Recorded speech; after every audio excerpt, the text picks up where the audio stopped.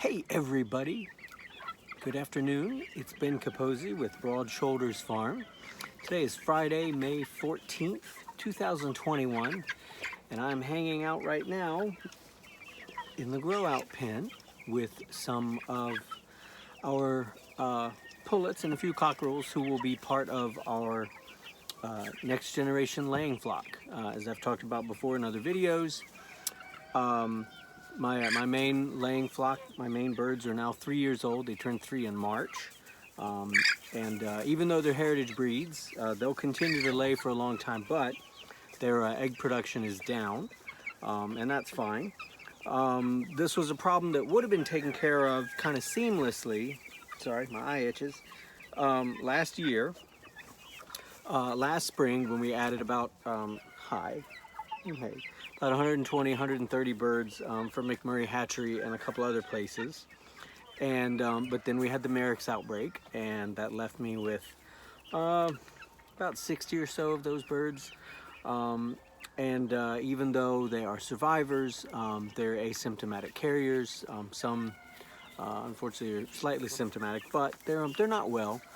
So they're kind of in a separate group, which I've talked about in other videos. But and they lay ish.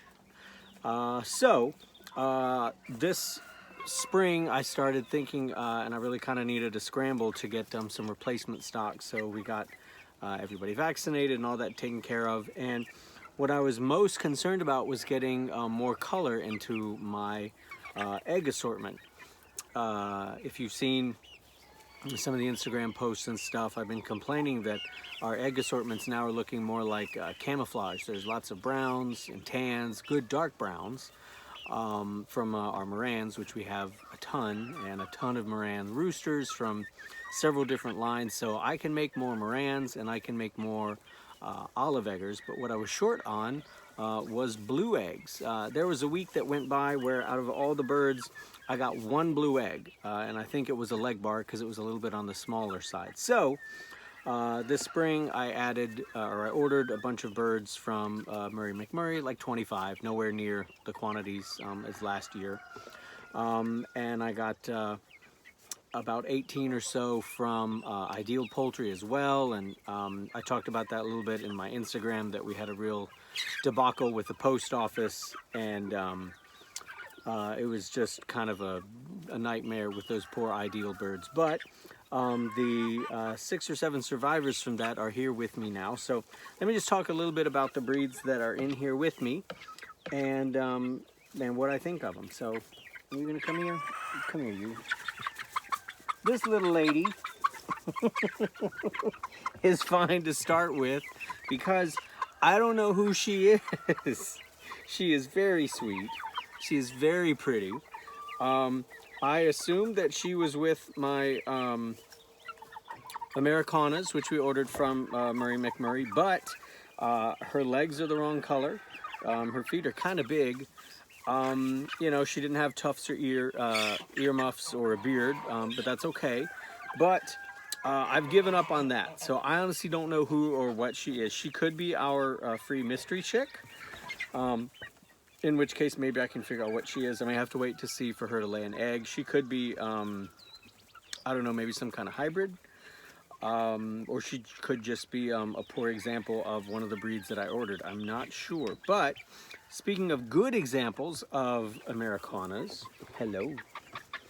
Mixed in here with these birds are, of course, 5 that I got from a private breeder down in Hillsboro, North Carolina. I bought from her many times before, but this year she added Ameraucanas, and this little lady is coming along well. She's got the ear tufts and a cute little beardlet, and she's got the blue legs coming in. So she is right on schedule for everything, and she's got kind of a beetling brow. She kind of got that permanent frown, which I really like. But a problem has emerged with that group and the rooster. I got 5 straight run, 4 pullets, and 1 roo, which is great luck. But what wasn't so great luck is that the rooster looks a little bit like, not a little bit, he's starting to develop a crossbeak, which is a genetic defect that can be more or less severe, but it's definitely not good. So now in terms of using these guys as breeding stock, that's probably not going to happen, unfortunately. They are all buff Ameraucanas, and I was pretty excited about that. But you know, they'll be able to live out a good and happy life here. Laying me some good blue-green eggs, which is great. That's what I needed.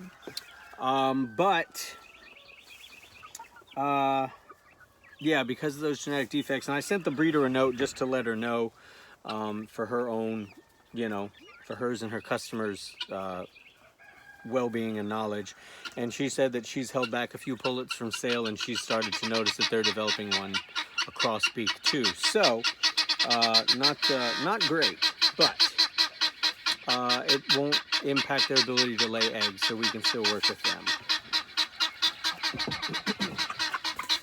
This little guy here is our Niederrheiner roux.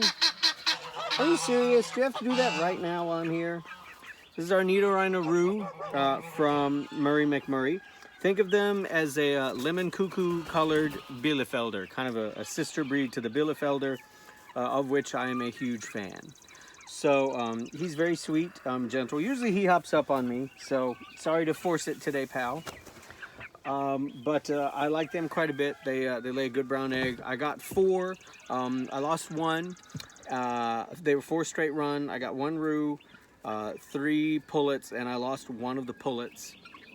So I'm down to 2 pullets, and one of them, the cuckoo, the kind of the light barring pattern, is much nicer looking on her.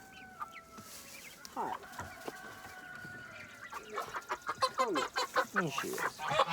So, and like I said before, the Niederrheiners are a lot like the Bielefelders. One of the things that I like most about them, in addition to them being a hefty dual-purpose breed, in addition to them being very docile, in addition to them being a great layer of good-sized brown eggs, large brown eggs, they are... Oh, did you peck me? They are an auto-sexing breed. You can go if you want, which means that at hatch, you can tell the boys from the girls. This little girl, her cuckoo feather patterning is not as prominent, but check out. Ooh, come here. I know. Be right back.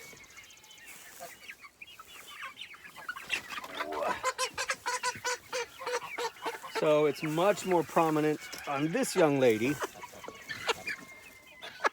You see the light barring, kind of a nice lemon cuckoo color. The Bielefelders are much more dark brown, tan. So anyhow, great breed. Very happy with them. There you go. Boop. And let's see. Can I see you? Ooh. This is one not from McMurray. Come here. But from Ideal. Hello. One of my all-time favorite breeds. Are you okay? Can you calm down? Buckeye, developed by Nettie Metcalf last century. The only APA chicken breed recognized to have been developed by a woman. I'm sure many more were in an uncredited capacity, but I love Buckeyes. They're great. Great layers, good disposition, very hardy. They have a reputation as being good mousers. And this little lady who's hanging out, she is extremely precious. She is my only Norwegian Jaerhons that survived the shipping massacre from the order with Ideal. Ideal sent me, I think I ordered like 22, 23, and the post office mixed up some stuff, and I lost 14 of them. They shipped out replacements. The replacements arrived even sooner by a day, and they were all DOA. I've never had an order like that. I absolutely do not blame Ideal. I've been ordering from Ideal for 3 years, and I've never had any DOAs with them until this group. I blame Postmaster General DeJoy if you really want to know, and I'm happy to go into that, but that's not what you're here for. This little lady, well, here, let me hold on to you for a sec, and just this, the little Norwegian Jaerhons, They were developed in Norway. They were kind of a state-sponsored project bird. They lay very nice white eggs. They lay for a very long time. They're excellent foragers. They're very friendly, as you can see. They are very fine flyers. But they're fine flyers without being flighty. I just find them very friendly. And I have a surviving adult roux, Johan, the Jaerhon, who is out with the main laying flock. And he and this little lady may be pairing up at some point in the future. The Jaerhons are also an auto-sexing breed. So again, at hatch, you can tell the difference between males and females based on their feather patterning. This young lady, I am fairly sure, is a Whiting True Green. This is an exclusive breed to McMurray Hatchery as far as the large hatcheries go. They have Whiting True Greens and Whiting True Blues. They're developed by Tom Whiting, who is kind of a famous chicken breeder. Mostly he has worked on breeding fantastic roux who produce gorgeous tails for really upscale premium fly fishing lures. But he got into doing some additional breeding. And outside of, Colorado, I'm not really sure where else you can get these except from Murray McMurray. Who else is up here? Hello. But the Whitings, the thing I like about them is that they lay like a leghorn, like every day, starting early, like usually about 22 weeks or 5 months, like clockwork. And they lay a big colored egg. So the Whiting True Blues lay a big blue egg, and the Whiting True Greens lay a nice, I wouldn't call it an olive egg. It's not that dark. It's more like a warm mint or a light mint. But they are great layers, and they typically are chestnut color. That's usually how I can tell the Whiting True Greens from the Whiting True Blues. The blues have a lot more variation, but the greens are almost all kind of uniform chestnut. Again, with that kind of leghorn body. Hi. This little lady, I think, is another one of the Whiting True Greens. Not as dark a chestnut as the other one. Of course, these chonks here. Hello, big leg stretch. Oh, come here. Oh my God. Gee, this guy is like a bowling ball. So these are the Heritage Delawares from Murray McMurray. I ordered 3 straight run. I lost the pullet last month, or a few weeks ago, sadly. But 2 boys are still with me. I got them to add some meat breed genetics into my flock when I start doing my own kind of custom mixes. I'm a big fan of these guys. They are so big. These guys are the same age as the others. Like, I think their hatch date was March 18th or so. And what is it now? April, May. So it's like 2 months later. They are enormous. If you wanted to process them, you could. We won't do that. Don't worry. Hide your ears. Cover your ears. There you go. We won't do that. But in the event that, we need some meat producing birds very far down the line, I just wanted to have these heritage guys in here. Because they're a heritage breed, they will reproduce naturally. They're capable of mating. And the hens, the reason I got straight runs, because even though they're big breed, the hens actually produce eggs really well. So they will live a nice, it could be a nice dual purpose bird and live a nice long life. Yeah, so I wanted to add those genetics in here. Who else is in here? I've got some white-laced red Cornish, or is it red-laced white Cornish? White-laced red Cornish. I've got a couple of those, again, kind of bringing in some meat bird genetics. Just for overall hardiness. Plus, I've talked about this in other videos. I'm a sucker for Cornish. I think they look like little eagles. I absolutely love the way they look. And they've got really big feet, which I also really like. So in terms of just the aesthetics of the bird, I like them a lot. And Cornish were also used to, historically or traditionally, to bring in some Asian genetics. The Cornish are not really, they're more Asian, I would say, than English, if I remember my reading correctly. But They've been brought into the lines of other birds to add a certain layer of hardiness. And with the Cornish and the 2 Malay hens that I have as well, I'm hoping to make some interesting crosses and you know, to just make some really healthy birds. I also got some Ameraucanas from Murray McMurray, not just from a private breeder. Let me see if I can find one of them. Excuse me. I feel like Godzilla tromping around in here.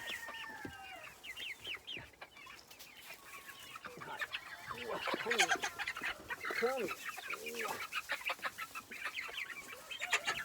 I know. It's okay. I won't hurt you. So I grabbed this one because I think she might be the prettiest of the group.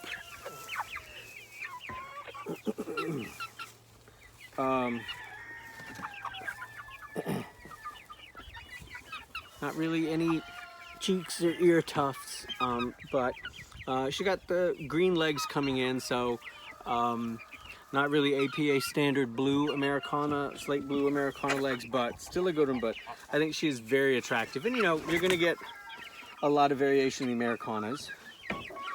Here's one from Murray McMurray. Hi, Tim. Some may call this rooster Tim. Tim is a dark Brahma roux from Murray McMurray. He got picked on originally, and oh, thanks for demonstrating. Not unlike that. And sorry, Tim. And he had some. Come here. He had some like a wound on his head, and that was like months ago. And so I added him to the Ideal Poultry group that we were keeping at the house, and he fit in well with them very quickly. And nobody picked on him, and his head healed up just fine. And now he's back. They're all combined now, the 2 groups, the Ideal group. But I love Brahmas. I think they're great. I did not have a dark Brahma roux, so now I do. That's Tim's job. I also have a little light Brahma roux in this group, but he is definitely a runt. I actually set up a private bowl with him just before I started recording this video with feed plus some whole wheat and some corn, and I even gave him a duck egg, and he seemed to really be into that. So hopefully he will put on some size. I don't know if he's going to catch up or not, but it's okay to be little. It's not a problem. So anyhow, but Tim is very friendly. He's a good boy. The last time you all probably saw these, they might have been in the 3 Hour Brooder, and they lived there for just a little over a month.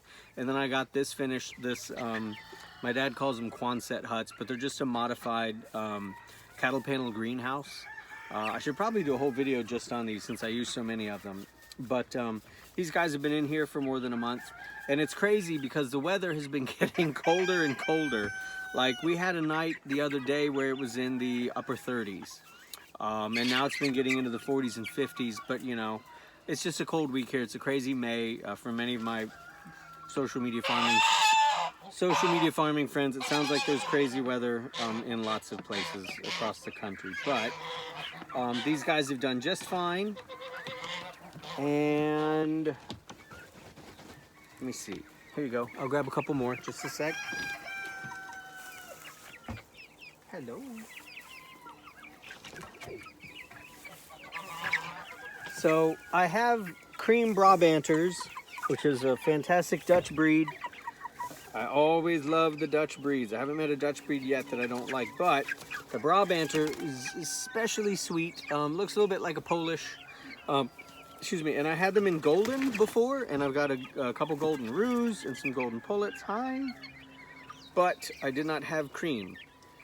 And I ordered more, but of course there was the post office massacre, but I did get 2 surviving cream Brabanter pullets. They look a little bit like a Polish, I guess, but they have a history of being a lot more utilitarian. They show up in old Dutch paintings from the 1500s, so the 16th century. Great disposition, beautiful eggs, beautiful white eggs. They're more round than than a typical egg, let's say. But they have a beautiful sheen to them. I absolutely love them, and they're a great breed. They're very friendly. They got a lot of personality, and they're super cute. So big fan of Dutch Brabanters. If you find a source for them, you should definitely load up on them. Hi. Bye. Let me do one more here, and then I think we'll go. Hey, Pop. Come here. Oh, goodness. Okay. There's others in here we could talk about, but Pop, I'm talking about the most. Pop here is my, hey guy, Iowa Blue Roux. He's the only survivor. This is a difficult breed to get. McMurray Hatchery, not McMurray, sorry, Ideal has them, and Sandhill Preserve has them. But Pop is the only survivor from the post office massacre earlier this season, but I think he's so handsome. I love kind of, I don't know what you call this feather pattern, that dusting on there. These have a tradition, a reputation traditionally as being excellent hawk fighters. I just think he's gorgeous. I certainly don't want to put him in a situation where he has to fight hawks, but the idea of spreading these really great genetics out into my future barnyard mutt laying flocks is very appealing to me. Hey, you can see they're fairly friendly. I'm sad that none of the pullets made it, but Ideal is going to reship to me here this summer. Probably in another month or so, we're going to try one more reshipment. We'll see how we do. There's also some dark Cornish in here, and some more Ameraucanas, and a Faverolles roux. I've already got one Faverolles from McMurray, but I wanted another. So that's where we are. I'm going to go and record some videos now talking about the orchard and some other things that I'm planning. So you can follow the farm at Broad Shoulders Farm on Facebook and Instagram. Questions, comments, concerns, helpful critique are always welcome. Wherever you are, I hope that you are staying happy and healthy, and the same for all those that you love and care for. And please continue to do so. I'll catch up with y'all later. Take care. Bye-bye.